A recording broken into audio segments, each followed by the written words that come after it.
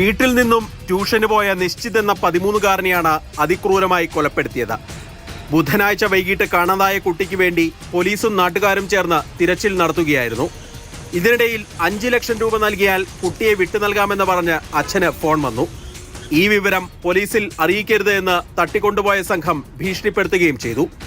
എന്നാൽ മോചനദ്രവ്യം ആവശ്യപ്പെട്ട വിവരം ഇയാൾ പോലീസിൽ അറിയിച്ചു. പോലീസിന്റെ നിർദ്ദേശപ്രകാരം പണം ശരിയാക്കി ഇവർക്ക് കൈമാറി കുട്ടിയെ രക്ഷപ്പെടുത്താനായിരുന്നു നീക്കം. പണം കൈമാറുമ്പോൾ പ്രതികളെ പിടികൂടാനായിരുന്നു പദ്ധതി.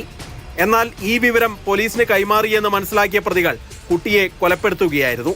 ഇതിനുശേഷം മൃതദേഹം പെട്രോൾ ഒഴിച്ച് കത്തിക്കുകയും ചെയ്തു. ഇന്നലെ വൈകുന്നേരത്തോടെ ബന്നാർഘട്ട മേഖലയിൽ കത്തിക്കരിഞ്ഞ നിലയിൽ പോലീസ് മൃതദേഹം കണ്ടെത്തി. മാതാപിതാക്കളെത്തി മൃതദേഹം കുട്ടിയുടേതാണെന്ന് തിരിച്ചറിഞ്ഞു. തുടർന്ന് ഫോൺ രേഖകളുടെയും CCTV ദൃശ്യങ്ങളുടെയും അടിസ്ഥാനത്തിൽ പോലീസ് നടത്തിയ അന്വേഷണത്തിൽ പ്രതികളെ തിരിച്ചറിഞ്ഞു. പ്രദേശവാസികളായ ഗുരുമൂർത്തി, ಗೋಪಾಲಕೃಷ್ಣ എന്നിവരാണ് കുട്ടിയെ തട്ടിക്കൊണ്ടുപോയത്. ಈಗ ಪ್ರೊಸೀಜರ್ ಎಲ್ಲ ಮಾಡ್ತಾ ಇದಕ್ಕೆ ಮತ್ತೆ ಯಾರು ಇದರಲ್ಲಿ ಕಿಡ್ನಾಪ್ ಮಾಡಿ ಆನಂತರ ಈಗ ಈ ಘಟನೆ ಆದ ನಂತರ ಇದು ಕಿಡ್ನಾಪ್ ಮಾಡಿದ ಘಟನೆ ಅಂತ ತೆಗೆದು ಈ ಕಿಡ್ನಾಪ್ನಲ್ಲಿ ಯಾರ್ಯಾರು ಭಾಗಿಯಾಗಿದ್ದಾರೆ ಏನು ಮಾಡಿದೆ ಅಂತ ഇൻവെസ്റ്റിഗേഷൻ നടത്തുന്നു. ഇരുവർക്കും കുട്ടിയുടെ കുടുംബത്തെക്കുറിച്ച് കൃത്യമായ ധാരണയുണ്ടായിരുന്നു. ഇങ്ങനെ ഭീഷണിപ്പെടുത്തി പണം തട്ടാനായിരുന്നു സംഘത്തിന്റെ നീക്കം. ബന്നാർഘട്ട വനമേഖലയിൽ പ്രതികൾ ഒളിച്ചിരിക്കുന്നു എന്ന വിവരത്തെ തുടർന്ന് പോലീസ് പ്രദേശം വളഞ്ഞു. ഇതോടെ പോലീസിനെ ആക്രമിച്ച് രക്ഷപ്പെടാൻ പ്രതികൾ ശ്രമിച്ചു. പിടികൂടാനെത്തിയ പോലീസ് ഉദ്യോഗസ്ഥരെ കത്തി ഉപയോഗിച്ച് ആക്രമിക്കുകയും ചെയ്തു. ഇതോടെ ഗത്യന്തരമില്ലാതെ പോലീസ് നിറയൊഴിക്കുകയായിരുന്നു.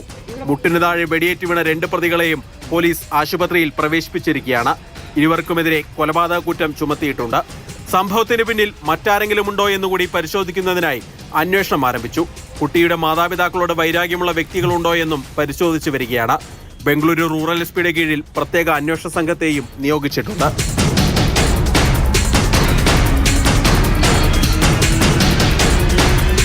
മാതൃഭൂമി ന്യൂസ്, ബംഗളൂരു.